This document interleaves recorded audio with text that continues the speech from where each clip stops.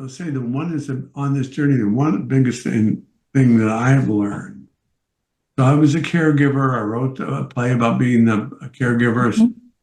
But this journey in the dementia, I hate that word, but in the neurocognitive disorder world, in the dementia world, the care partner journey is radically different than I think anything else.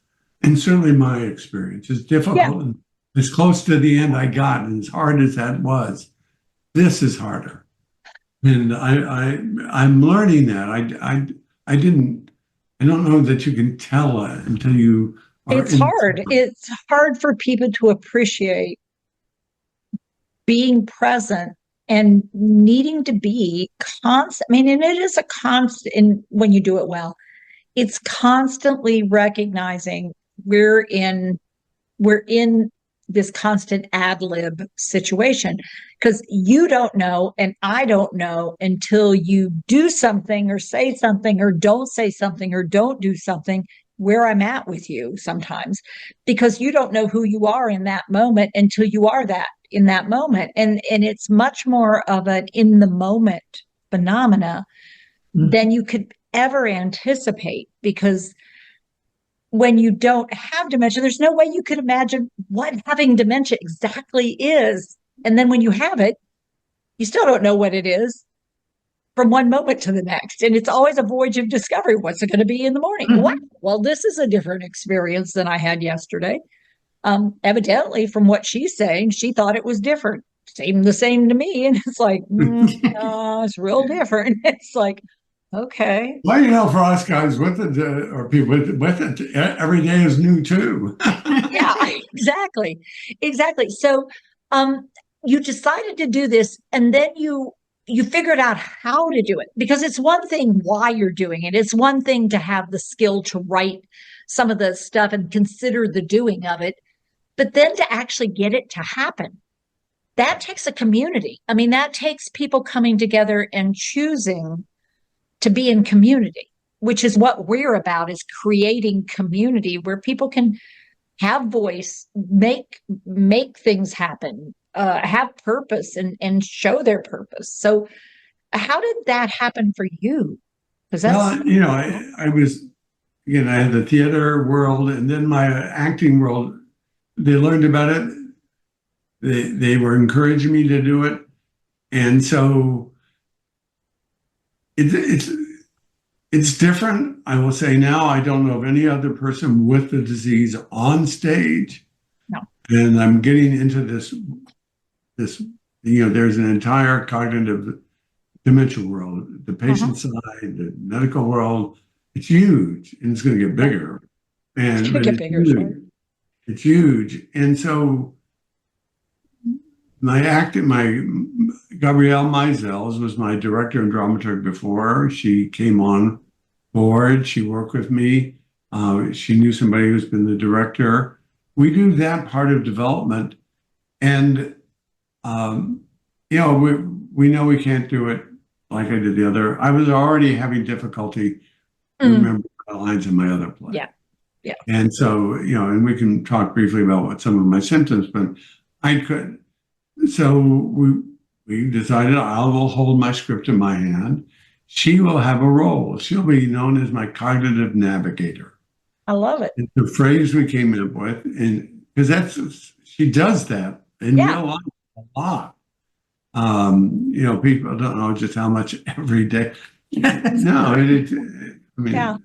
and so, and she has a role. It could be somebody else. There was some of the plays when you started. When I started, I wasn't doing it, but then there's a friend who also has a script. I'm on stage, I have my script, but the cognitive navigator sits in the front row because I can get lost in my script. So Sure. there's a Well, yeah. and occasionally you'll whisper a line, you can well, what line I am, or and so I can hear it or helpfully. And I'm so this is very new to me too. And you do it hesitantly. You don't know. It probably accounts for how quote well I'm doing, though I am in a drug trial. Um, when people say you don't have it, you don't have it. So I'm in a drug trial. Can't get in the drug trial if I don't have it. Sorry, wrong. This time you're wrong. I do. I mean, I do. What do you want me to say? I'm not faking it. Why would I want to say I have it if I don't? As one of my friends says, why would I claim this if I didn't? I'm really seriously, there's no huge It's benefit. not something you want. And they don't say No. the lost moments. We had somebody, and you tell us to, because can't remember where you put things. It'd been going on for a while. And we came up with a common sense, well, here's where keys go and here's where this go. Yep. Then people say, well, we're old. All the old people do it. Somebody told us that the difference is Susan can retrace her steps. Yep. I can't. Yeah. And that's, people do an artificial thing, which is say, well, you don't remember what the keys are for. Yeah, I do. But I don't know how the keys got where they were. I mean, I really don't know how they got where they were. I mean, I see them there, but I don't have the path in my brain that says, oh, yeah, I was getting peas out of the freezer and I laid them down. That's what's missing for you. And people have such a hard time wrapping their head around it. Even when we go over it, they say, but why can't? And it's like, there's no synapse. That synapse doesn't have a place to go. I mean, it doesn't plug in. And so it's like, I don't get why the keys are there. And it's like, there's no synapse anymore that would say that's why. And helping people get that place. I'm a translator, so I try to help translate what you experience into something that people who have a really hard time. I mean, they're fairly concrete individuals that have such a hard time thinking, well, but why, if I tell him and he says, yeah, it's the keys, I put them in the dish. And then I say, well, so where are the keys? And he goes, I don't know. And it's like, Right. you just said they were in the dish. How could you not? And it's like, yeah, this is such a tricky condition to live with or be around if your brain isn't flexible. I think the more flexible your brain is, the easier it is to play the game of where's the keys. Because, I won't know what you're looking for until we're in a place where we are connecting. Yeah, no. And I think being able to perform, my road to something's really wrong is, every again, it's different for everybody. There's some common things for people. I had a big challenge about driving. I was getting lost. And I won't tell you I was driving on the wrong side of the street. I've been to England, so they don't let me drive in England for a reason. But I had this phenomenon, which is a big part of the play, and it's actually, the central part. And people don't understand it, and it's hard to explain because I was developing that it was like a whole half of my brain became like outer space. That I'm sitting here, I can remember sitting here trying to remember like this facing. I was trying to remember something. And there's two tiny eyes there somewhere inside right about here. They turn that way and they look for it. The answer's over there, but there's an infinity between me and the answer. And it sounds so crazy and weird. So in the play, we create what we call the nothingness place.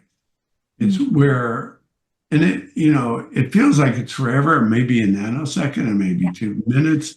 But and I'm on a medicine that we don't use, but that's gotten rid of that phenomenon. It doesn't give me the answers. I just don't feel like I'm floating. Literally feel like I'm floating in outer space. And you're lost, lost. And I'm just in nothingness. I will be physically standing next to, and again, there's a scene in the play, but I'll be physically standing next to Susan. but up here, I am maybe next to Mars. Yeah. And, Yeah. I don't, and Yeah. nothing specific pulls me back, but I get pulled back. Now, that was off and on. And, there's some scenes, and they're all true. Everything in the show is true except for one. Uh-huh. The one scene that's not true is we pretend to go to Switzerland to drink that cup, and we do not. This show is the end argues against that, and we can. Well, that's unfortunate. It would have been fun to have gone to Switzerland and done something, but Well, no, I mean not drink that. not that cup. No, but gone to Switzerland could be fun. I mean, I was just framing the Switzerland trip, not the other option, but just getting to Switzerland, you'd have seen those mountains and seen that scenery, and you would have a whole different decision on your mind. Yeah, it would have made it hard. Well, maybe we're lucky we didn't go now. No, so again, let's just say that's part of what animated me was somebody that is, I don't want to use a person's name or the name of the book. Wrote a book about how her husband was diagnosed with early stage Alzheimer's, which is my diagnosis. Yep. And how hard it was for them to get the clearance to go to Switzerland, and the cost, and for then to be and her husband did took the drink. Take the drink. And one of the requirements for that is that the person who accompanies wasn't supposed to have an interest in the death. That wrote a book about it. Yeah. And that's what gets really super tricky about all this stuff. I mean, it is fraught. Being the lawyer that you are from your past, you know how fraught this gets with, am I truly supporting your wish, or is there something else going on there? And it's like, holy moly, this gets really tricky. Well, but you're about living life right now. I mean, you are about, what is it like living the life? Yeah, I'm going to say, I've come to believe that there is a gift that I can give by going through the full process.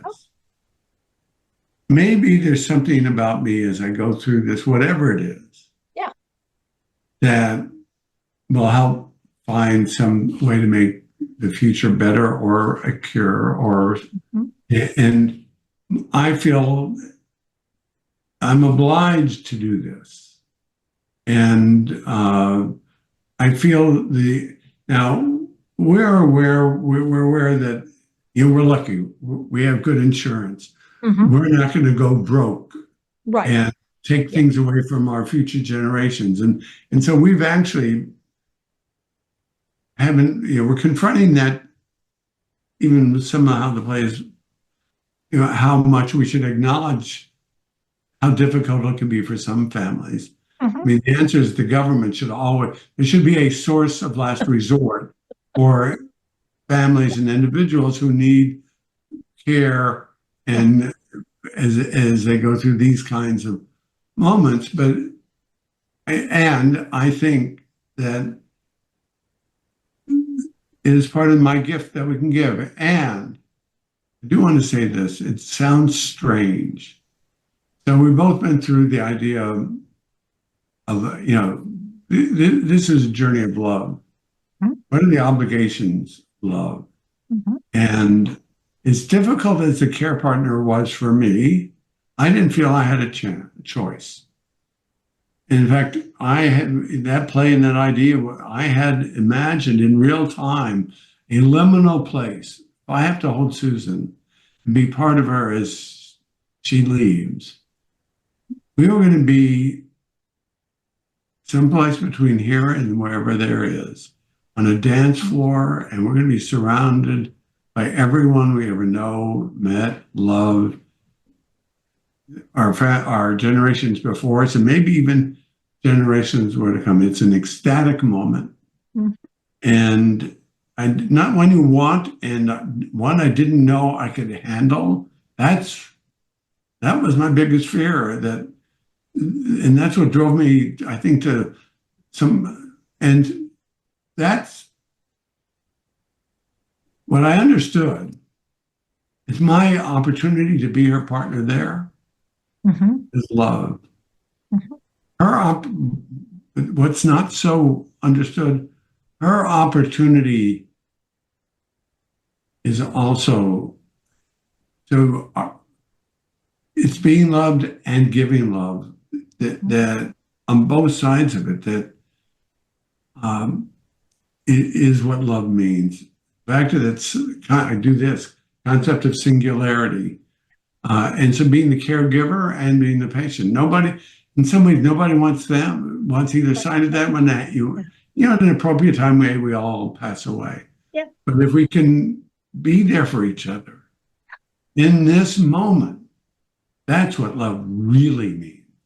Yeah. I mean, and what's remarkable for me, Sam, is in your description of how you would hold Susan and where you would hold Susan. The hardest job you had, and I suspect one of the reasons for the trauma that you experienced is you had to stay positive through that space to the very end because that was Susan's loving demand of you, and you would never give that up. And you were worried, how will I find the strength to do that? Yes. Mm-hmm. And so it took that time afterward to really work through. You would have found the strength. You will still find that strength because that's what it's about, is being there. You would do it. You would. And you really were not positive about that, but I mean, it's really clear you would. But the pain afterward would be so intense, so intense. And yet you would have done it. And yes, and it is I come back for both sides. It's a gift. It's a gift. And it's a gift to me to be able to do that as much as I don't want it, Yeah. What, and so we're at peace, if you will. Not that we don't worry about things and we don't, and look, she needs a break. I probably need more breaks than I know I need. Well, I nap now and during the day. Yeah. Because I have to. Right. Because your brain needs a break so it can go back to work. It used to be able to take a little breather, and now it needs a full break. It has to break. And, not every day, but there's some days where I actually just like, not only one, I have to lay down. Yeah. And we're learning, we also don't want this to, we have two children, two adult children. One's a lawyer, so the other must be a nurse, physician. Pediatric dentist, but she's a doctor. Oh, okay. Well, I was going to say it's in the medical field. I knew it was going to be in the medical field. Dear heavens, it had to be in the medical field. Come on.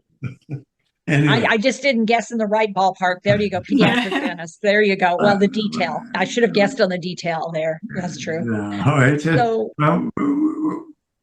so we're concerned about not overwhelming our family. But we had 4 grandkids in there. So far, we want to make it a trip of grace and love and meaning. Well, you're all on your way, that's for sure.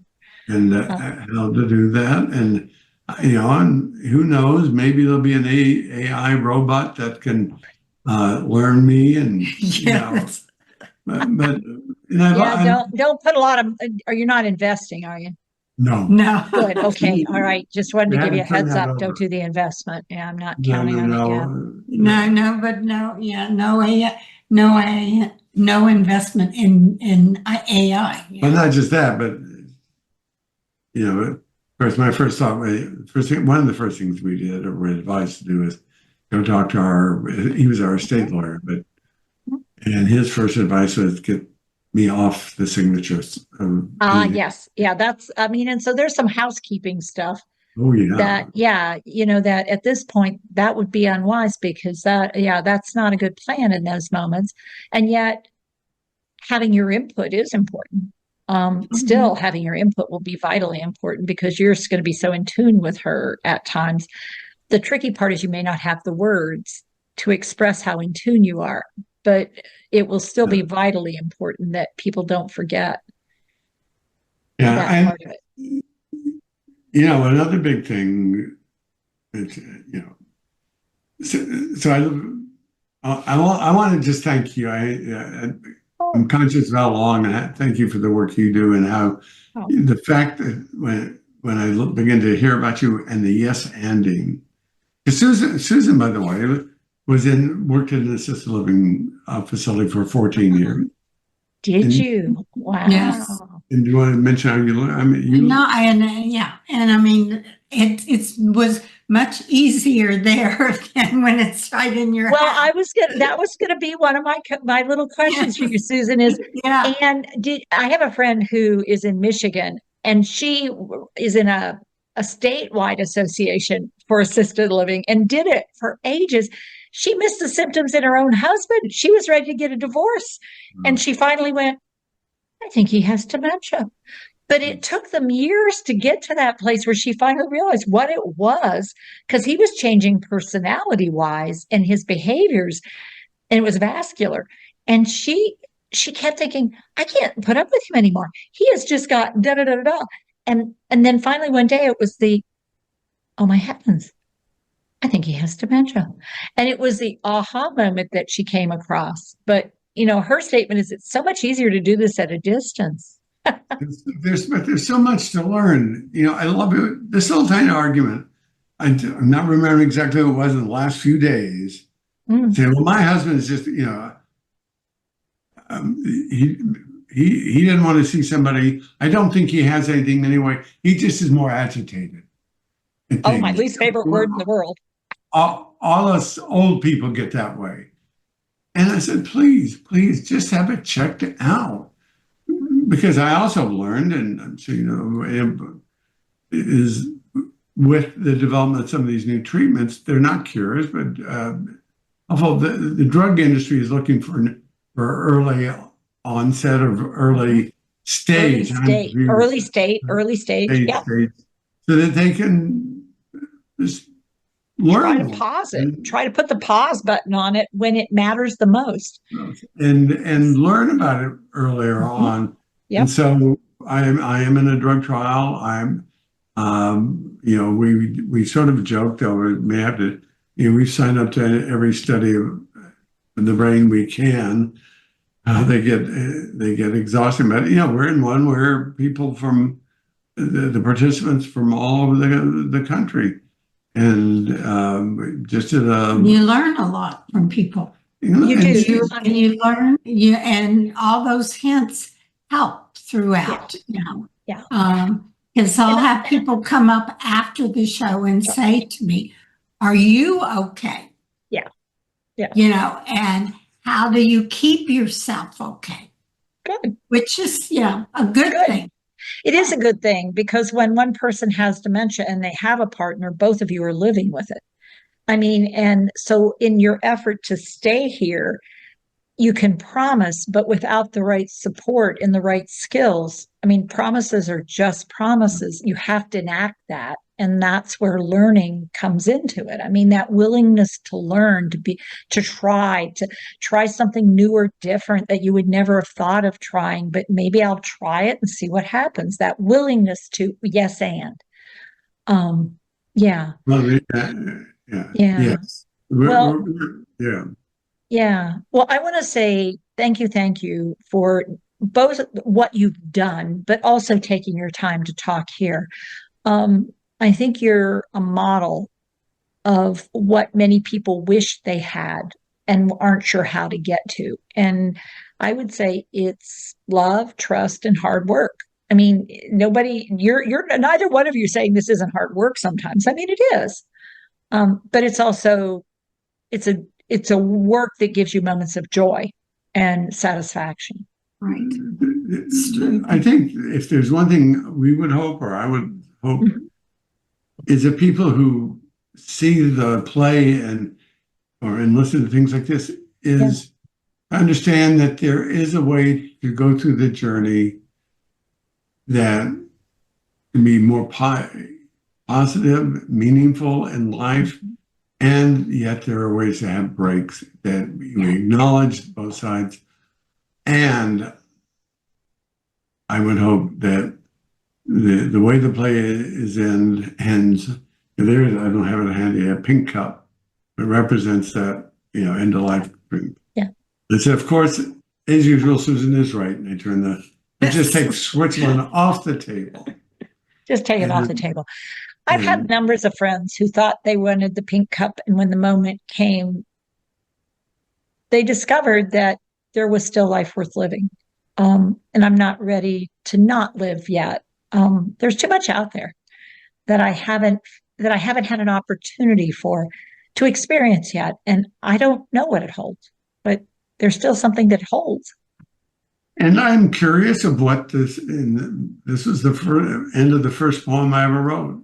Yeah. I'm curious of what the Sam of me then will know about the Sam of me now. Yeah. Yeah. Now, I don't know. It may be a small symbol of the larger problem in society these days. We know so much. And again, I appreciate not wanting to be, quote, a burden. But my journey, I'm holding her hand when I say it. What I went through when she was not a burden and was a gift. I would never want her to have happen. Right. I would never want it, but I would never have written a play or a book or understood life as I do if it didn't. And I don't know what, if any, Susan's gifts or understandings will be, or our children or grandchildren, but they get to see the world this way too. Yeah. And it's an opportunity. Yeah. It's an amazing opportunity. Yeah. And so, and the work you do, again, I reached out to you, Tiva, because I'm so impressed by your work and feel like I want to help what you do in any way I can as well while I can. Well, thank you, Sam. And we appreciate you reaching out because it broadens our reach. And, our goal is to create an inclusive community where dementia is something people have. It doesn't define them. They live with it and it's there and we acknowledge it, but it does not define someone and it never should. It's Sam. And, he's living with some changes. And he's living with a lot of changes, some losses, but a lot of changes. And I think you're learning more every day. So that idea of you still learn when you have dementia, this idea that, people just, they can't learn anything. It's like, that is such a mistake in thinking. I'm so glad to bust that myth because you're an example of myth busting. So thank you for doing what you do in the world. And Susan, thank you for being the amazing navigator, the cognitive navigator. And you so reminded me when you said that, I saw you as the prow of the ship and Susan sitting behind with the rudder and just and then guiding into the wind. So you kept going the direction you meant to go and then shifting it. Every now and then there's a little blip on the radar screen, but you guys would make wonderful shipmates. Thank you for what you've done. Thank you. Absolutely. Great.